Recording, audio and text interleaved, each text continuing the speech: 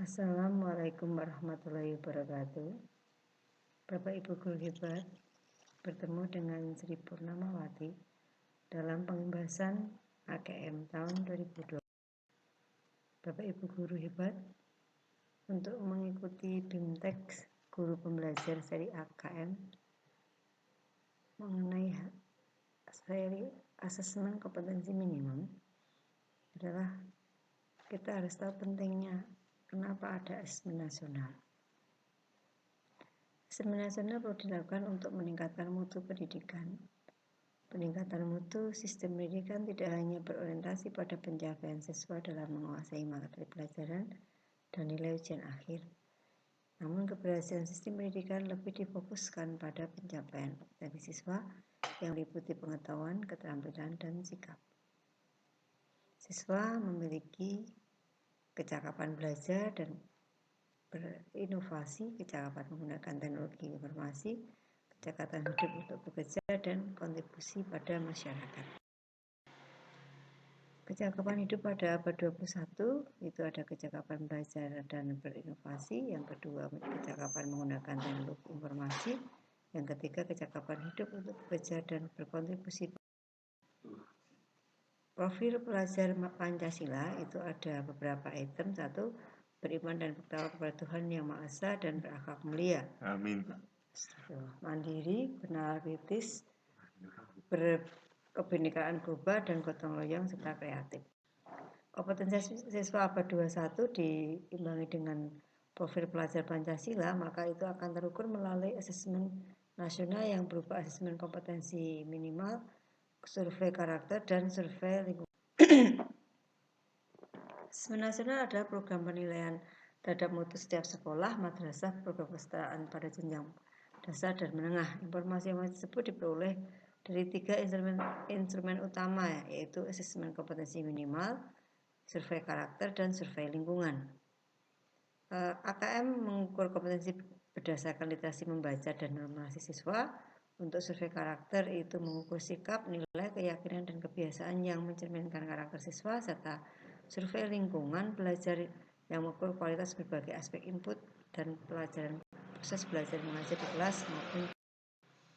Manfaat asesmen nasional yaitu ada 3, yaitu melihat potret kualitas pembelajaran di sekolah tersebut, umpan balik untuk kualitas pembelajaran di sekolah tersebut, dasar menyusun program peningkatan kualitas pembelajaran di sekolah. BIMTEK guru belajar seri asesmen kompetensi minimal itu alokasi BIMTEK-nya 32 jam pertemuan yang dapat kita atur dengan secara fleksibel karena kita memilih jadwalnya sendiri. Kedua itu mendorong untuk saling belajar dengan guru yang lain dalam hal berbagai praktek baik pembelajaran dan pengalaman menarik tentang AKM yang mendapatkan ilmu bermanfaat dan teman melalui grup Telegram dan juga dampaknya.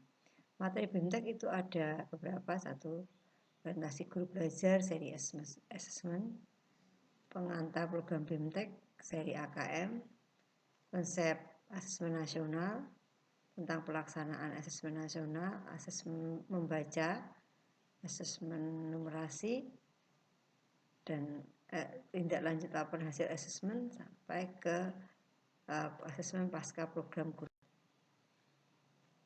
Ada beberapa kompetensi yang harus kita selesaikan. 1, orientasi guru belajar seri asesmen itu yang pertama ada 3 topik dan ada 1 kuis yang harus dikerjakan. Kedua, ada pengantar program BIMTEK guru belajar seri AKM, itu ada 2 topik dan 1 kuis.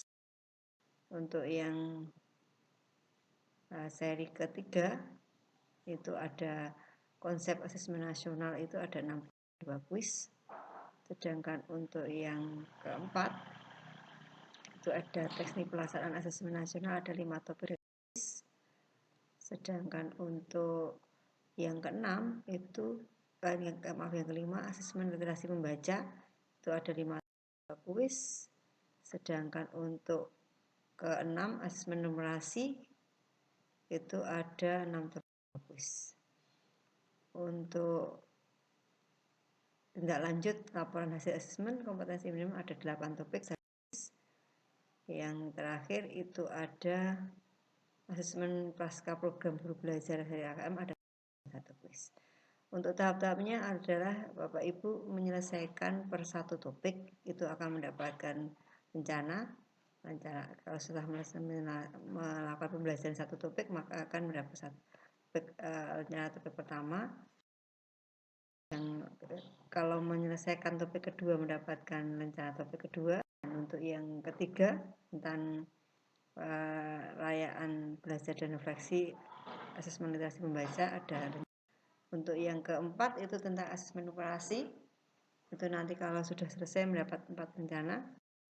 Yang kelima perayaan belajar dan refleksi topik kelima yaitu tentang tindak lanjut laporan hasil AKM. Itu nanti kita kalau berhasil dapat 5. Setelah itu ada tugas akhir. Tugas akhir itu penjenengan nanti ada post-test yang harus diselesaikan dan setelah itu penjenengan bisa mendapatkan sertifikatnya. Kalau penjenengan melakukan pengibasan, di situ ada masuk ke penjenengan akan dapat penghargaan sertifikat yang sudah saya selesaikan.